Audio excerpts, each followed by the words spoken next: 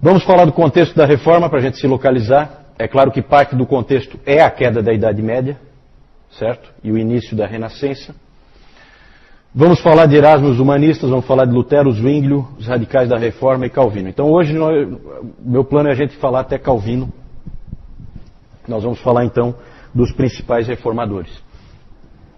Depois, Reforma Inglesa, John Knox, Reforma Escocesa, Reforma Católica ou Contra-Reforma, resultados da Reforma, os puritanos, protestantes no Novo Mundo, ortodoxia protestante, iluminismo e romantismo, pietismo. Não sei se vai dar para falar tudo, tá? Nós vamos até onde der. Reavivamento evangélico e grande despertamento, Jonathan Edwards, segundo grande despertamento na América, missões no grande século. Qual é o grande século de missões? Quem é que sabe? Século XIX, grande século. Contexto do século XIX, cristianismo e liberalismo, aí já é um pouco desastroso, né? Igreja Católica Romana, como está hoje, no mundo moderno. Ortodoxia Oriental, como está hoje, no mundo moderno.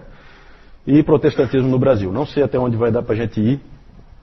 Eu vou sempre cortando alguma coisa, mas talvez alguma dessas coisas que estejam aí eu modifique depois e acabe não falando, tá? Porque o nosso tempo é limitado. Vamos então começar falando do contexto da reforma. Bem rapidamente, tá? Só para a gente se situar. Gente, em 31 de outubro, vai fazer aniversário então nos próximos dias, em 31 de outubro de 1517, um monge agostiniano, que era professor de Bíblia na Universidade de Wittenberg, na Alemanha, pregou um documento na porta da Igreja do Castelo, assim chamada Igreja do Castelo, nas quais constavam 95 teses para debate. Eram afirmações sobre a Igreja, sobre o papado e sobre as indulgências. Que monge era esse? Lutero, Martinho Lutero, exatamente. Esse fato marca o início do que se convencionou chamar de Reforma Protestante. 1517, ano passado, houve as comemorações dos 490 anos da Reforma. O quadro político, quando isso aconteceu? O quadro político é o seguinte: Wittenberg, depois eu vou mostrar para vocês no mapa, fica na Saxônia, no norte da Alemanha. Na época não era ainda a Alemanha, a Saxônia era um dos reinos que existiam ali e que compunham o Santo Império Romano. Um dos reinos que fazia parte do Santo Império Romano era a Saxônia. Era governada por um eleitor. É estranho esse nome, né? Eleitor. É que eleitor, lá nesse contexto, eleitor significa que ele é um dos reis que pode votar no imperador. Porque o imperador era um cargo eletivo, esse imperador. Não era uma dinastia de pai para filho. Então ele era um dos eleitores. Na verdade, ele é um rei, o rei da Saxônia. Frederico o Sábio. Esse Frederico o Sábio, como o próprio nome já diz, era um homem que cuidava do povo, se preocupava com a educação, era um bom político. E ele que fundou a Universidade de Wittenberg, em 1502. Certo? Foi ele que fundou, porque ele queria que houvesse, em todo o seu reino, ensino. A Saxônia, então, como eu disse, fazia parte de uma organização política maior, que era o Santo Império Romano, do qual nós já falamos bastante. Certo? Nessa época era governada por esse sujeito aí, Carlos V. Quem já acessou lá o site Bom Caminho já viu lá que tem uma frase do Calvino numa carta que ele escreveu para o Carlos V. Esse Carlos V é o imperador, certo? Esse Carlos V, ele era descendente de austríacos da casa de Habsburg, que era uma casa importante na Europa, e era também descendente dos principais reis da Espanha, que unificaram a Espanha, Fernando e Isabel. Também era descendente de holandeses e, portanto, esse homem era muito poderoso, porque ele controlava boa parte da Europa. Ele era o imperador do Santo Império Romano, ele era também rei da Espanha e ele era também rei dos Países Baixos, da Holanda. Por causa dos casamentos, certo? Entre nobres ali. Então ele era descendente dessas várias famílias e ele controlava esses vários lugares. Ele era, na verdade, um cosmopolita. Até tinha uma famosa frase sobre ele que dizia que ele falava em italiano com as mulheres, em francês com os homens, em alemão com o seu cavalo e em espanhol com Deus, certo? Porque ele era um poliglota, na verdade a Espanha para ele era o lugar onde ele gostava de viver e morar. Vocês sabem que essa é a época dos grandes descobrimentos, e inclusive tem um fato interessante que o Carlos V ele teve que sair da dieta de Worms, do concílio de Worms, né? Onde o Lutero foi interrogado. Ele teve que sair às pressas para encontrar a última caravela de Magalhães que estava chegando. Ele foi informado das 5 que partiram para dar a volta ao mundo, só uma chegou, nem o Magalhães não chegou. Chegaram destroçados, arrebentados, né? Mas uma caravela chegou e tinha se dado a volta ao mundo. Então é interessante que tudo isso aí está junto nesse bolo, certo? A Espanha tinha sido finalmente unificada, os mouros tinham sido expulsos, Fernando e Isabel foram os grandes reis da Espanha que conseguiram fazer isso, e eles eram reis profundamente católicos. Se diz a respeito de Fernando e Isabel que eles eram mais católicos que o Papa, e provavelmente é verdade. Foram eles que criaram a Inquisição, para garantir que a Inquisição espanhola, exatamente, para garantir que a Espanha permanecesse sempre católica. A França, nessa época, já era um grande país. O rei era o rei Francisco I, que apesar de ser católico, romano também, ele era uma pedra no sapato do Papa e do Imperador do Santo Império Romano. Estava sempre em guerra. O próprio Calvino teve que fazer o famoso desvio bendito, como se chama, por causa de uma guerra entre o Carlos V e o Francisco I, lá na fronteira entre França e Alemanha. Que mais? Inglaterra. A Inglaterra tinha passado pela Guerra dos 100 Anos, logo depois da Guerra dos 100 Anos teve uma revolução. Essa revolução durou 30 anos e finalmente conseguiu-se fazer a unificação através de Henrique VII, que é pai do famoso Henrique VIII. A Itália era uma bagunça. A Itália era formada por 5 regiões que viviam em guerra entre si o tempo inteiro. A Itália foi um dos países da Europa que mais tempo demorou para se tornar realmente um país. Demorou a unificação. Entretanto, é um país muito avançado, especialmente, ali eu mostrei para vocês antes o Renascimento, né? Todos aqueles indivíduos ali é Florença e Milão. Principalmente Florença, certo? No norte da Itália. Depois vou mostrar para vocês onde é, para vocês se localizarem um pouco melhor. O Papa, quem era o Papa nessa época? O Papa era Leão X. Esse Papa é um dos seis da Renascença, assim chamados. Esses Papas, esses 6, há um consenso, inclusive se você pega a Enciclopédia Católica, você vê que ela concorda plenamente que esses papas não se preocupavam com nenhuma outra coisa a não ser luxo, pompa, poder político, e nunca fizeram nada pela igreja, esses 6 papas, certo? E o Leão X é um deles. Não é à toa que o Lutero foi reclamar das indulgências, e mal sabia ele que quem estava por trás das indulgências e que quem queria o dinheiro das indulgências era o próprio Leão X, né?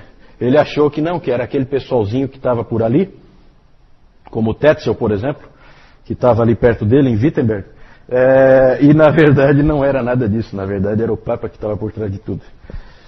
Que mais? Outra coisa importante nessa época é o nacionalismo, o surgimento do nacionalismo. Começa a haver aquele pensamento, eu sou italiano nem tanto, mas eu sou francês, eu sou alemão, eu sou inglês, certo? Coisa que antes não se imaginava. É uma coisa nova nesse período que está surgindo. O próprio Lutero chegou a apelar nos seus escritos à nobreza cristã da nação alemã. Então já indicando que há esse pensamento de nação. O contexto social da Europa, quando ocorreu a reforma, é o seguinte: crescimento das cidades, as cidades começam a concentrar cada vez mais gente, o surgimento dos bancos e o surgimento, portanto, do capitalismo, certo? Também impulsionando a economia. Uma explosão na criação de universidades, a própria Universidade de Wittenberg. Wittenberg era uma cidade de 2.500 habitantes. Hoje, o que é uma cidade de 2.500 habitantes? Né? Ninguém dá nem bola para uma cidade dessa, nem cidade não é considerada, né? Não sei se ainda existe, não sei. Não chequei, deve existir. A cidade com certeza existe. As universidades, então, surgiram aos montes. É claro que as universidades começaram no século IX, mas aí é só o início. Agora há uma verdadeira explosão de universidades em todo o canto da Europa.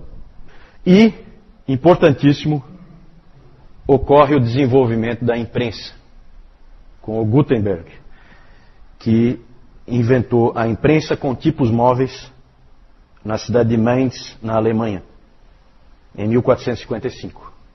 Lutero disse o seguinte: a imprensa é um presente de Deus. E é mesmo, né? Como nós temos que dar valor à imprensa que coloca na nossa mão a palavra de Deus com facilidade, e que permite que a gente tenha acesso também a tantos livros.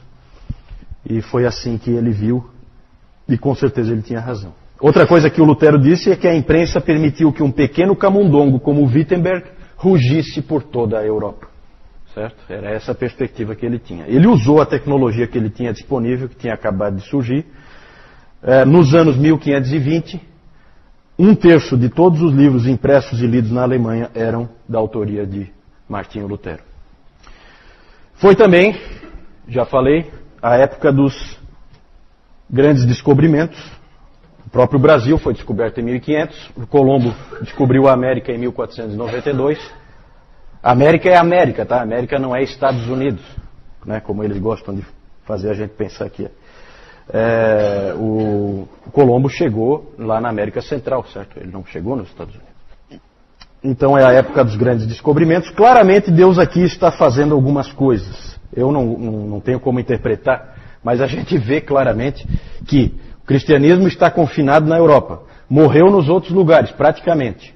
Isso nós já vimos. E, mais para frente, na virada do século XIX para o século XX, ele vai morrer na Europa. Não é verdade? Então Deus está preparando um novo lugar para levar o cristianismo, que vai ser descoberto agora. Podia ter sido descoberto por japoneses, podia ter sido descoberto por chineses, são culturas milenares, já podiam ter descoberto muito antes. Foi descoberto por cristãos, certo? As grandes navegações, principalmente Portugal e Espanha, e depois Holanda e França, todas trabalharam para colonizar o novo mundo, assim chamado. As pessoas da Europa não sabiam muito sobre o que estava acontecendo, os grandes descobrimentos, isso aí não vinha a informação. Eles não têm jornal, não têm internet, não têm rádio, não têm TV, não dá para saber. Eles não sabiam do que estava acontecendo. Só os nobres, os reis é que sabiam. Mas eles sabiam de uma coisa que estava acontecendo e que colocava todo o cristianismo em estado de alerta. Constantinopla, em 1453, caiu diante da fúria dos turcos otomanos. E esses turcos otomanos começaram a ir para os Balcãs e começaram a atingir já a Hungria e estavam vindo perigosamente. Lutero se preocupava muito com o avanço deles. Aparentemente, se nada fosse feito, o cristianismo poderia ser fortemente ameaçado e, se não, até desaparecer por causa da pressão desses turcos otomanos que estavam chegando por ali. O que mais? Já falei dos turcos otomanos. A igreja nessa época tinha se tornado uma máquina de fazer dinheiro. Parece que isso de vez em quando volta, né Moisés? Parece que é cíclico. Não há nada de novo debaixo do sol. Um cardeal em Roma disse o seguinte, nessa época: Deus não deseja a morte dos pecadores, mas que eles paguem e vivam. Que pastor, hein? Que pastor. É isso que a igreja precisa, um homem assim. O dinheiro que era arrecadado era usado para manter as tropas do Papa, geralmente soldados mercenários suíços, até hoje se diz guarda suíça, né? É a guarda do Papa lá no Vaticano, né? Porque a Suíça sempre produziu mercenários contratados, soldados contratados para trabalharem a serviço do Papa, já que o Papa não tinha um território assim para agregar soldados. E também para a construção da grande Catedral de São Pedro, que era e outros projetos daqueles papas do Renascimento. Nessa época também na igreja eram muito importantes as relíquias. Vocês leram lá o texto que eu entreguei para vocês, de como era o pensamento naquela época, e as relíquias tinham uma importância grande. O próprio Calvino uma vez fez uma sátira, né? Ele brincou com essa história das relíquias, dizendo que havia pelo menos uns 15 crânios de João Batista espalhados pela Europa e pedaços da cruz suficientes para fazer uma cruz tão alta que ninguém veria o topo. Né? Então o Calvino dava risada dessas relíquias, mas era comum ter nessa época. Uma outra coisa que era moda nessa época também eram as indulgências. As indulgências foram cruciais para que Lutero pregasse as 95 teses, porque foi isso que incomodou ele mais do que qualquer outra coisa, porque havia do outro lado do rio, lá em Wittenberg, havia um sujeito chamado Johann Tetzel, que era um monge dominicano, e esse sujeito era um vendedor de indulgências. E era feita uma feira, com parque de diversões e tudo, gente. Sabe? Mais ou menos, hoje em dia a gente vê, tem evangelista aí fazendo esse tipo de coisa para o evangelismo de massa, hoje em dia, né? Feiras e com parques de diversões e tal. Para a venda de indulgências também já teve isso. Isso não é novidade. E aí tinha até jingles, né? O Tetzel tinha um famoso, que é mais ou menos assim, né? A tradução, que quando a moeda no cofre tilintar, a alma do purgatório vai saltar. Então você tinha preocupação com um ente querido seu, né? Que não levou muito a sério a vida cristã e tal, não sei o quê. Então você ia lá com o Tetzel, pagava para ele e aí você livrava o parente do purgatório, certo? Depois eu vou mostrar para vocês, era um documento que você recebia, realmente um certificado, garantindo, o Papa garantia, e vocês leram lá no texto como é que funcionava mais ou menos a coisa, e o Tetzel então era um desses grandes vendedores de indulgência, um dos bons. O sistema do catolicismo, como vocês viram naquele texto do sistema sacramental, vocês viram que era um sistema que não oferecia nenhuma esperança para as pessoas. Há um catecismo católico romano da época que dizia assim, o catecismo da igreja, dizia assim: há 3 coisas que eu sei que são verdadeiras e que deixam o meu coração pesado. A primeira perturba meu espírito porque sei que vou morrer. A segunda incomoda meu coração ainda mais, porque não sei quando. E a terceira me incomoda acima de tudo. Eu não sei para onde eu vou. Isso é que é uma religião cheia de esperança, né? Olha só, gente, olha o desespero dessas pessoas, certo? Como que elas viveram. Não é à toa que a reforma foi libertadora. Alguma dúvida aí em relação ao contexto da reforma? Fala, Jaime. Essa frase que eu li, de um catecismo católico romano da época. Era ensinado. Pelo temor a igreja mantinha o controle das pessoas. Né? Então, pessoas apavoradas e desesperadas diante de um Deus cruel pagavam o que a igreja pedia para tentar se salvar de alguma forma.